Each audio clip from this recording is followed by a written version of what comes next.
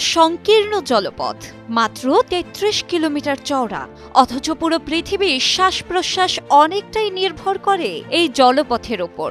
নাম হরমুজ প্রণালী। পারস্য উপসাগর থেকে তেলবাহী ট্যাঙ্কারগুলো ওমান উপসাগর পেরিয়ে ভারত মহাসাগরের দিকে ছুটে চলে এই হরমুজ দিয়েই। এক পাশে ইরান, অন্য পাশে ওমান ও সংযুক্ত আরব আমিরাত, আর মাঝখানে ভয়াবহ কৌশলগত এক মানচিত্র। এখান দিয়েই বয়ে যায় বিশ্বের মোট তেল সরবরাহের ২০%। শুধু একটা পথ, একটাই রক্তনালী, যেখানে ক্ষত তৈরি হলে থমকে যেতে পারে পুরো বৈশ্বিক অর্থনীতির হৃদস্পন্দন। ইসরায়েল হামলা চালানোর পরই ইরান হুমকি দিয়েছে বন্ধ করে দেওয়া হবে এই হরমুজ। শুনতে যেমন ভয়াবহ, বাস্তবতাও ঠিক ততটাই বিপজ্জনক। ইসরায়েলের লাগাতার হামলার জবাবে ইরানের সংসদ সদস্য ইসমাইল কোসারি সরাসরি বলেই ফেলেছেন, প্রয়োজনে হরমুজ প্রণালী বন্ধ করে দিব আমরা।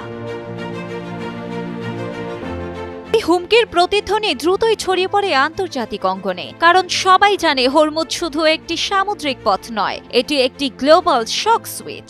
এটি বন্ধ মানে বিশ্বজুড়ে জ্বালানি সংকট, তেলের দাম লাগামহীন বৃদ্ধি, স্টক মার্কেটের পতন, মুদ্রাস্ফীতি আর রাজনৈতিক অস্থিরতা। এই হরমুজ প্রণালী ইরানের হাতে থাকা অদৃশ্য বোমার মতো। যদিও বিশ্লেষকরা বলছেন ইরানের পক্ষে হরমুজ প্রণালী বন্ধ করা সম্ভব নয়। ইরান এই প্রণালী বন্ধ করে দিলে তেলের দাম অনেকটাই বেড়ে যাবে এবং সেই সঙ্গে ইরান ইসরায়েল চলমান যুদ্ধ দীর্ঘায়িত হবে। তেলের দাম বাড়লে বিশ্বজুড়ে আবারও মূল্যস্ফীতি বাড়বে, ব্যাহত হবে অর্থনৈতিক পুনরুদ্ধার কার্যক্রম। বিশ্লেষকরা বলছেন, এই হুমকি বাস্তবায়ন করাই যদি হয় ইরানের পরবর্তী পদক্ষেপ, তাহলে এটি শুধু মধ্যপ্রাচ্যকে নয়, বরং পুরো বিশ্বকে নিয়ে যেতে পারে এক ভয়াবহ অর্থনৈতিক বিপর্যয়ের দিকে। গত বছর ইরান একবার প্রমাণ করেই ফেলেছিল হরমুজে তাদের দাঁত ভাঙা জবাব দেওয়ার ক্ষমতা আছে।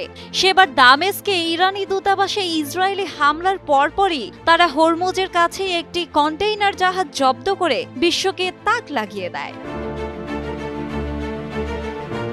বিশ্লেষকদের ভাষায় হরমুজ বন্ধের হুমকি হয়তো তাৎক্ষণিক বাস্তবায়ন নয়, বরং কূটনৈতিক চাপ তৈরির কৌশল। তবে এই চাপ যদি এক বিন্দুও ভারসাম্য হারায়, বিশ্ববাসী হয়তো সাক্ষী হবে এক অর্থনৈতিক ভূমিকম্পের।